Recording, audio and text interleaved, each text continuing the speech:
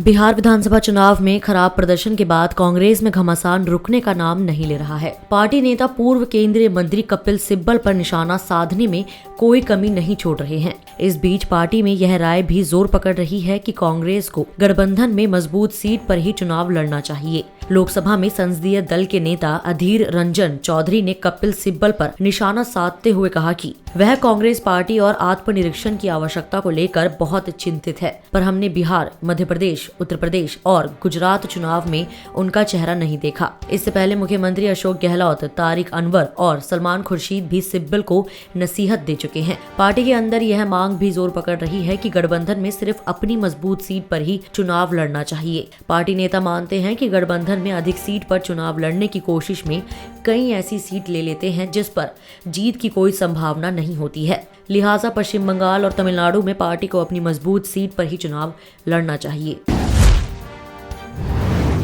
Corona virus के इलाज में हेपेटाइटिस सी की दवाएं कारगर हैं। स्ट्रक्चर नामक विज्ञान पत्रिका में छपे एक अध्ययन में यह दावा किया गया है। अमेरिकी ऊर्जा विभाग के वैज्ञानिकों ने अध्ययन में पाया कि हेपेटाइटिस सी की दवाओं में एक विशेष एंजाइम मौजूद है जो इंसानी कोशिकाओं में कोरोना वायरस को अपनी संख्या बढ़ाने से रोकने की क्षमता रखता है। अमेरिकी ऊर्जा विभाग की ओक रिज राष्ट्रीय प्रयोगशाला में यह अध्ययन किया गया है। शोध में पाया गया कि हेपेटाइटिस सी की दवा से कोरोना वायरस के मुख्य प्रोटीज को नष्ट किया जा सकता है। प्रोटीज एक महत्वपूर्ण प्रोटीन एंजाइम है जो कोरोना वायरस को प्रजनन की शक्ति देता है।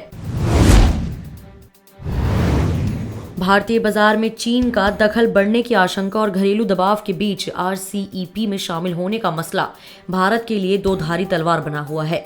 विभाजित राजनीतिक राय के बीच जानकार भी भारत के फैसले को लेकर बटे हुए हैं।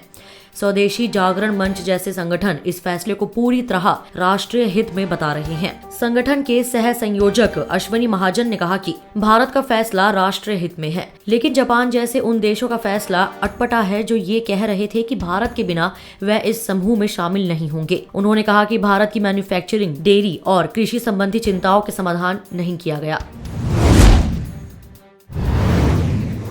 नेपाल की सत्तारूढ़ कम्युनिस्ट पार्टी ऑफ नेपाल के भीतर खींचातान जारी है। नेपाल कम्युनिस्ट पार्टी के केंद्रीय सचिवालय की बहुप्रतीक्षित महत्वपूर्ण बैठक बुधवार को हुई, लेकिन गतिरोध दूर नहीं हो सका। पार्टी परामर्श के बगैर सरकार चलाने के पुष्प कमल दहल प्रचंड के आरोपों के जवाब में प्रधानमंत्री KP शर्मा ओली ने अलग राजनीतिक दस्तावेज पेश करने के लिए 10 दिन का समय मांगा है। CPN के प्रवक्ता नारायण काजी श्रेष्ठ ने बताया कि प्रधानमंत्री ओली के बालूवातार विस्तृत आधिकारिक निवास पर जैसे ही बैठक शुरू हुई, ओली ने सचिवालय के सदस्यों से कहा कि वह 28 नवंबर की बैठक में अलग राजनीतिक दस्तावेज पेश करेंगे। बैठक में पार्टी के कार्यकारी अध्यक्ष प्रचंड द्वारा किए गए 19 पन्नों की राजनीतिक रिपोर्ट पर चर्चा होने की संभावना थी। ओली और उनके प्रतिद्वंदी प्रचंड के बीच 31 अक्टूबर को बैठक में तथा CPN में मतभेद सामने आने के बाद यह बैठक हुई थी। ओली ने मौजूदा सत्ता संघर्ष के समाधान के लिए केंद्रीय सचिवालय की बैठक बुलाने के प्रचंड के अनुरोध को भी ठुकरा दिया था।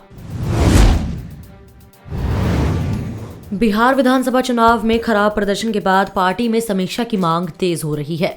पार्टी के कांग्रेस कार्य समिति की बैठक में चुनाव में खराब प्रदर्शन की समीक्षा करने के ऐलान के बाद कई पार्टी नेताओं ने अपने पद से इस्तीफा देने की पेशकश की है। कांग्रेस के वरिष्ठ नेता ने कहा कि बिहार प्रभारी शक्ति सिंह गोहिल ने अपना इस्तीफा पार्टी अध्यक्ष को भेज दिया है। बिहार प्रदेश कांग्रेस अध्यक्ष मदन मोहन झा स्थित कई दूसरे प्रदेश कांग्रेस के नेताओं में भी अपने पद से त्याग पत्र देने की पेशकश की है। इसके साथ प्रदेश कांग्रेस के नेता भी चुनाव में खराब प्रदर्शन की समीक्षा की मांग कर रहे हैं। पार्टी महासचिव तारिक अनवर भी हार के कारणों पर विचार की वकालत कर चुके हैं। इस वीडियो में इतना ही। मैं कोमल पंजाब केसरी दिल्ली से। अगर आपको हमारी ये खबर जानकारी पूर्ण लगे तो हमारे फेसबुक पेज punjabkesari.com को लाइक करें, और अगर आप हमारी ये वीडियो YouTube पर देख रहे हैं तो हमारे चैनल को सब्सक्राइब करना ना भूलें।